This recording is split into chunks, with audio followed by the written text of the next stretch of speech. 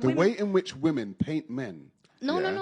Listen. It's amazing to me as a man. No, right? I'm just asking you the to way you're explain this painting, the way, because what you're basically saying, because there's no statistical data for what you're saying. First of all, there's no. culturally I mean, if we were to go back to, I don't know what year like frame are you talking about right now? Right. What time frame are you talking about generally? Like from even my mom's generation. So what? Especially 1950s, culturally, 60s? 70s, 70s, 80s, okay. even 90s. So if you have statistical data from the 70s to show what domestic violence was like back then I would hear you out. But the way you're painting men is because when you're talking as if the majority of men in the 1970s were just coming home and beating their wives. No. Right? Because that's what it sounds like. That's trying to say. Can I give you guys a data point that people don't really talk about? Yeah. So the majority of domestic abuse situations, they're punching each other. So a lot of times girls will say like, "Oh, I was in an abusive relationship," but if you're hitting back, you're both hitting each other. Like that's mutual abuse. That's okay. Let me finish. So, and the thing is, we have this perception that men beat women more than women beat men, but it's not true. Women beat men when it's one-sided abuse. Women beat men 70% of the time. Cool. Where it's only 30% men. So I think that so this like narrative where it's like women are being abused and always have been abused throughout all of history. It's not true. Like, no. Women were protected throughout all of history. Like men had to go to wars. They always were protecting women. I'm sure there were one-off situations. No. So you said you were in an abusive relationship, right? You said you were in an abusive relationship. At any point in time, did the two of you have a physical altercation? Of course, because when somebody is causing me harm, so I'm not which means so you're this is also what we're talking about. But what I'm trying to explain, let me tell you something, yeah?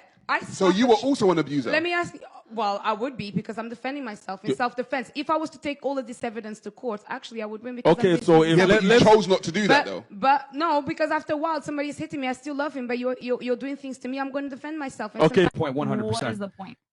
When I said that guys want to procreate with as many women as possible, men want quantity, which is what he said earlier, right? That's the male biological urge. You responded to that saying, that's immature. You should be able to suppress that. That's like me telling you, you're immature because you want a guy that's going to provide for you. You're inadequate because you can't do it yourself. Okay, look. So why is it that the female biological urge isn't made fun of or insulted, but the male biological urge is? It's not that it's made fun of. It's that you just called it immature. We live. That's not making fun of it. That's just stating, like, my opinion on how I see it. But it's not mocking it or anything. But basically, like, damn, I lost my train of thought. Okay, so truth be told, both of y'all statements were ignorant. Let's be honest. Everyone's situation is different based on where the fuck they grew up, how they grew up, and where, like, and how. Like, truth be told, like, you can grow up wanting to have sex with 5 million females. She can grow up wanting to have sex with only 1 male. Like, I don't even understand. Like, how does it go back to being ignorant or not? Everyone has their own personal, like, preference. Everyone has their own personal. Do you even hear the conversation? No, I did. I don't think you did. I got my train of thought back. It's very simple. The male sexual strategy, right, which is having sex with as many women as possible, is considered I dealt with men that don't feel that way. Stop. The male sexual strategy is having sex with as many women as possible. The female sexual strategy is getting with the best guy possible. No, it's not. So, and we have many females on here that are telling you that. Stop interrupting. Stop interrupting. But then don't start saying something that's not honest.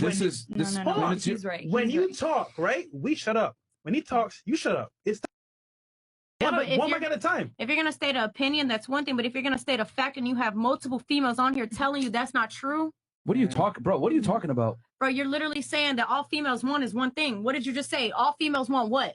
Repeat what you just said if you remember what you just said. You can't, right? All right, next topic. Yo, who the fuck do you think you are, bro? I'm like, Lex. Seriously. That's who I think I am. We're all here for a show. Like, we're all speaking our opinions. Platform, and period. You're going to respect me backwards. No. I'm telling you, this is the way it goes. Do not ever snap your fingers at me ever again. That's the last time I'm going to warn it. That's the last time I'm going to warn it. Okay. All right? Okay. All right. Continue on. Continue on. Go ahead.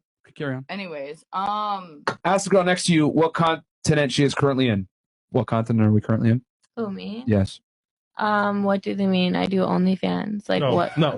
Like not continent. Continent. Oh, like, I thought you said continent. South America, West United States. Zeus. Ask his entrepreneurs to spell it. Okay, can you spell entrepreneur? E-N-E. Entre. E-N-E-R. Stupid. I'm not gonna give her a chance. Give her a chance. Go ahead. What is restaurant? Wait, spell entrepreneur. EMETRE. Spell entrepreneur. P. Stupid. I'm not going to let you get the chance. Wait.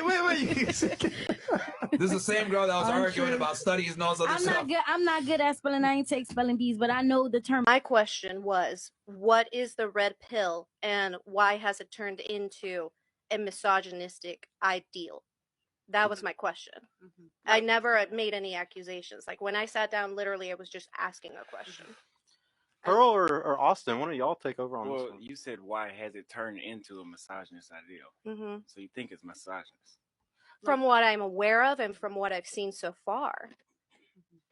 Clips. What's on? Yeah, I some guess of the- the, yeah. some of the clips I've seen Can I have an example? reeked of misogyny. Can I have an example? Just putting the fat comment the other day. That was inappropriate. I don't know why we made that comment or how we thought that was okay. Which comment? If you're over this amount of weight, no man's ever gonna love you. How is that misogynist? Well, it's a realistic comment. That would be fattest, maybe. How's that Are you talking about me? Though? What was the I don't weight? know. I just saw clips. I haven't tuned in live yet. Okay, I didn't say no man's ever gonna love you. Okay. I said no one. It's rude either way. I said no one looks good over 300 pounds. And that's a personal opinion. Yeah, but it's rooted in data. Like if you look at how is a personal opinion rooted in data? Because we're talking about general opinions on the world and the way that the world views you. So if you look at dating app data, fat girls get less swipes. Well, okay. In Dallas, when we go out to the club and stuff, guys aren't going for me. Like they're going for my friend who's more fit, like more up with.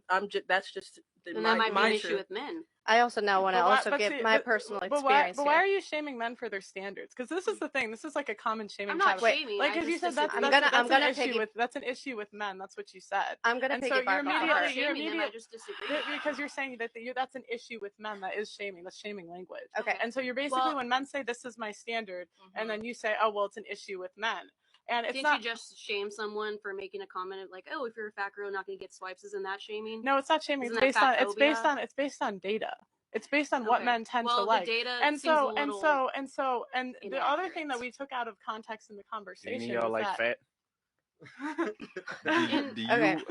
I'm not shaming fat people, but would you like to be fat yourself? No, I mean I take care of myself. Would you like to? Yes or no? Would you like to be fat? No, I don't would mind you it. like It depends yes or on the no? context. Yeah, I'll No, be in fat. the context, That's a she's yes. asking you. Yeah, I'll be fat. Yes or no? But nobody wants. You would like to be fat? Yeah. Yes. You would like to? No. Yeah, that's or how you God wouldn't created mind. If she's happy. So that's If all she's happy. all But she's he saying said, is "Are you on a fat?" balance. One heart attack away from death. All she's And saying. you're close to That heart doesn't- attack too. I'm not. Weight does Where's not the determine facts if on you're that? gonna have a heart attack or not. let him Here, finish. clear the mics I really was an quick. EMT. Thanks though. All she's saying is on a balance of probabilities, men would rather go with the more fit woman than the bigger one. What do you bring to the table outside of sex? Say again? Okay. What do you bring to the table? You spoke Chinese to her. Foreign question. Okay. Miss Mexico. Yes. What do you bring to the table to a man, right, that you're taking serious, Yeah. outside of sex? What do you think she will bring No, besides? I'm going on the panel. Have you ever been in a relationship that you obviously have sex, but what does she bring to the table besides that? Tell me. Well, I'm asking you the question. That's how it I works. have an answer, but I would like to know yours. Okay, well, My answer is I don't know. I don't know what I would bring to the table. If this is me, you like it, you don't, let's find out. Let's figure it out together. okay. You're keeping it real. I like that. At least you're being honest. Wait, you said you have a boyfriend though, right? Yeah, I do. Well, what do you do for him then? Oh, a lot of things. Do you want to know? I mean, we literally. Do you want to ask him? Yeah. I'm asking you. I mean, you said I'm not sure what I bring to the table, and then I'm like, wait, aren't you in a relationship? Honestly, when I'm in a relationship, I'm not like, what am I bringing to the table? Is he happy if I do this? I don't question myself all the time. I'm like, this is who I am. Maybe today. But you notice something interesting? Yes. When you were asked what you're looking for long term, you had a laundry list of stuff you mentioned. But then when you're asked what I just said fun, good sex, and somebody who would like change with me, and we both like grow together. Okay, so let's say you brought 4 things, but then when you were asked, what do you bring to that person? Then you're like, I don't know. Do you understand how there's like a confusion there? It's I really feel for the men, like guys who have so much, they're working so hard, they're trying to prove themselves because society makes them. Because you have to make your way in society. You have to do so much to prove yourself these days. And to have this girl come here and just completely belittle you on the internet. These are good men out there. And they don't they don't deserve you don't even deserve a McDonald's from them. I'm sorry, but it's not about the dollar sign, it's about the intention. I would love, even if, who cares about the food? If a guy takes me to McDonald's and then buys me a meal, amazing. I love McDonald's. Like, what's wrong with that? It's the intention. It's the fact that he made a point and said, "Hey, I've got this. I want to." You were talking earlier. He's a good dad. You said he is. He's a good provider. Doesn't mean he's a good partner. It just does. But I'm not getting like a real good. I chose him when I was young. I grow. People evolve. We were together from the 18. But see, this is you're proving men's point though. This is like their point is there's no. Women change their mind like the wind, man. Like it's just you can have the most perfect situation and still say nah. And then once you get, like I said, once you get out onto the dating market and it goes tits up, then you're upset, you're angry, you're bitter. These men are trash. These men are this. It's like you had a good situation, love. Like you left. To somebody else's perspective, to the outside world, it may look like the ideal situation, but only you know what true happiness is for you, Fair right? enough. All right, and that's when fair you enough. when you are in a long-term situation, like I said, you evolve and you grow, right? So if you're not both evolving and growing at the same pace, sometimes you feel like that person is holding you back a little bit in life. But marriage is the choice of saying I'm going to put this, and I know you guys weren't married, but what typically like at 15-year relationship, I think you may as well have been. But it's putting the family above my personal happiness and duty above happiness, and so that's why like that would be a red flag to guys. And I can respect that, like, and that just wouldn't be the right guy for me. And my point in saying that is, at the end of the day, I did sacrifice everything, my own happiness, for my family. But when you get to a point where you are literally depressed and you're upset and you're crying every day and you don't know why you're crying, and all of these things are happening and you don't feel supported as an individual, you do have to sometimes make a sacrifice. I am happier. Like he is a good dad, so I'm lucky in that way that my children haven't necessarily lost out completely. You've been broken up for long? A year.